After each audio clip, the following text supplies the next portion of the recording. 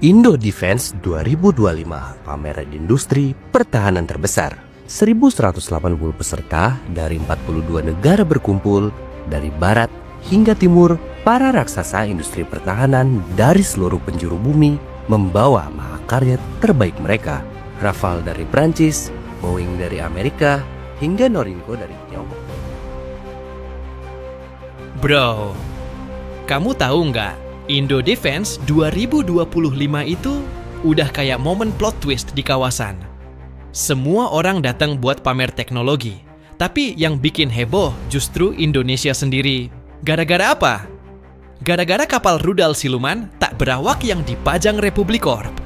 Serius, bentuknya futuristis, teknologinya gila, dan efek psikologisnya? Jiran langsung cek radar berkali-kali sambil mikir, itu kapal kok nggak kelihatan, tapi bisa nembak rudal ya? Di tengah ramainya pameran alutsista terbesar di kawasan, Republik Corp datang bukan sebagai peserta biasa, tapi sebagai pemain baru yang tiba-tiba jadi pusat perhatian. Peluncuran kapal rudal siluman generasi terbaru ini bukan sekadar ajang show off, tapi sinyal ke kawasan bahwa Indonesia udah naik level. Bahkan beberapa analis luar sampai bilang, "This is Indonesia's breakthrough moment." Dan jujur, dari cara media tetangga nulis, kelihatan banget ada yang mulai keringetan. Apalagi negara yang berbagi Selat Malaka sama kita. Bukan rahasia lagi kalau tetangga merasa agak terlalu dekat dengan kapal yang nggak bisa dideteksi radar, tapi bisa ngasih hantaman presisi.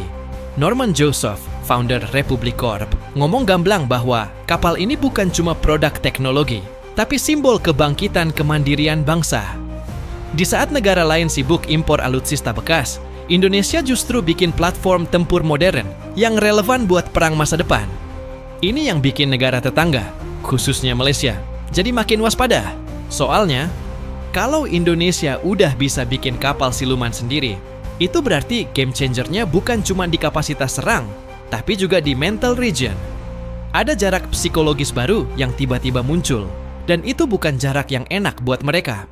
Kehadiran kapal siluman ini juga pas banget sama situasi Indo-Pasifik yang makin panas. Laut Cina Selatan makin rame, perairan ZEE kita makin sering didatengin kapal asing yang sok merasa punya hak lewat tanpa permisi, dan konflik maritim makin nggak jelas arahnya. Indonesia butuh aset yang cepat, kecil, lincah, dan yang paling penting, nggak kelihatan radar. Nah, kapal ini jawabannya.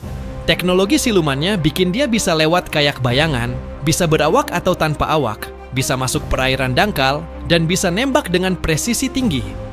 Beberapa analis asing bahkan bilang, Indonesia akhirnya punya alat yang ideal untuk mengamankan lautan sempit Asia Tenggara. Kapal ini juga terhubung sama visi besar, Perisai Trisula Nusantara, sebuah pendekatan menyatukan kekuatan darat, laut, udara, plus siber dalam satu ekosistem. Artinya, kapal siluman ini bukan berdiri sendiri. Dia bagian dari gigi taring TNI ke depan. Dan kalau teknologi seperti ini bisa diproduksi massal, kita bicara tentang perubahan besar di skala kawasan.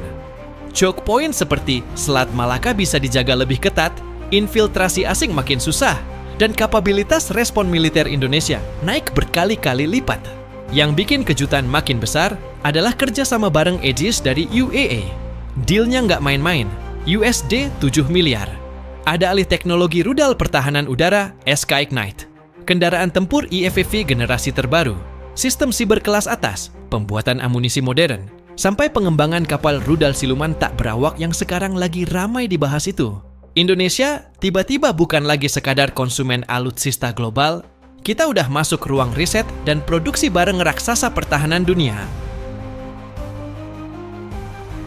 Indo Defense 2025, pameran industri pertahanan terbesar.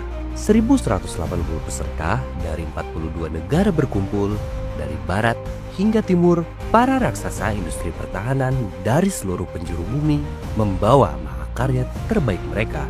Rafale dari Prancis, Boeing dari Amerika, hingga Norinco dari Tiongkok. Namun hari itu bukan sekedar tentang siapa yang datang, tapi tentang siapa yang bangkit. Dan dari tanah ibu pertiwi lahirlah Pandu, sebuah kendaraan taktis listrik diluncurkan langsung oleh Presiden Prabowo Subianto. Pandu bukan sekedar kendaraan, ia adalah mahakarya terbaik putra-putri bangsa ini. Dan itu belum selesai. Sebanyak 27 kontrak pertahanan senilai 33 triliun rupiah ditandatangani. Indo Defense 2025 bukan sekedar pameran. Ini adalah panggung dunia. Tempat Indonesia berdiri di tengah dunia dan berkata, kami hadir, kami siap, kami memimpin. Salam Pancasila, Biro Suara Rakyat.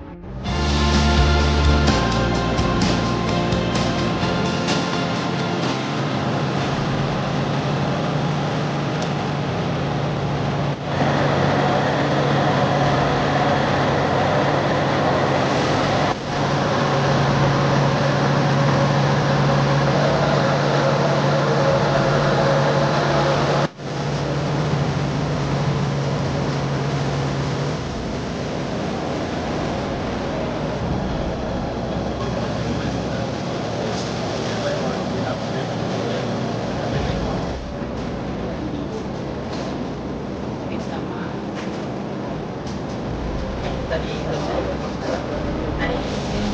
dari buat apa? Ngebom bisa dilihat nih. Jadi nambah power atau dia di idle bagi dia. Oh ya ini sangat ke atas lagi ya. Udah ke jatuh karena apa? Kan main kotak.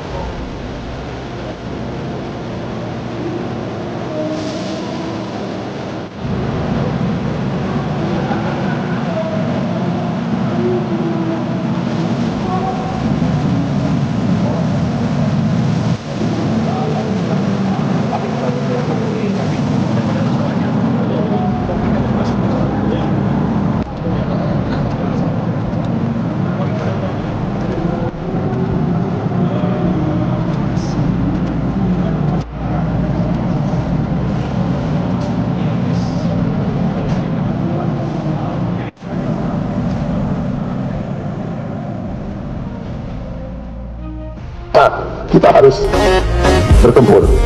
Tadi saya katakan, saya tegaskan, bagi kita perang itu adalah yang terakhir. Kita perang hanya kalau terpaksa. Tapi kalau terpaksa, kita punya ajaran daripada nenek moyang kita. Lebih baik kita mati daripada dijajah kembali.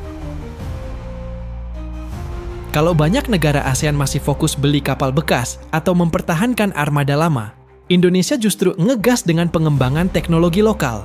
Ini otomatis bikin status Indonesia sebagai kekuatan maritim naik kelas. Dan kalau Indonesia sampai masuk pasar ekspor dengan kapal siluman ini, wah, itu udah ganti bab dalam buku geopolitik kawasan. Beberapa analis Malaysia bahkan udah mulai nulis dengan nada was-was. Karena kalau Indonesia punya 10, 20, atau 30 kapal macam ini, mereka tahu siapa yang bakal punya kontrol lebih besar di Selat Malaka. Pada akhirnya, gebrakan Indonesia UEA lewat kapal rudal siluman ini bukan sekadar soal teknologi canggih atau efek psikologis. Ini bukti bahwa Indonesia bisa menciptakan, menguasai, dan mengembangkan teknologi tinggi, bukan cuma beli. Ini langkah besar buat membangun kemandirian pertahanan nasional dan menunjukkan bahwa kita siap menjaga wilayah sendiri dengan teknologi yang setara pemain global.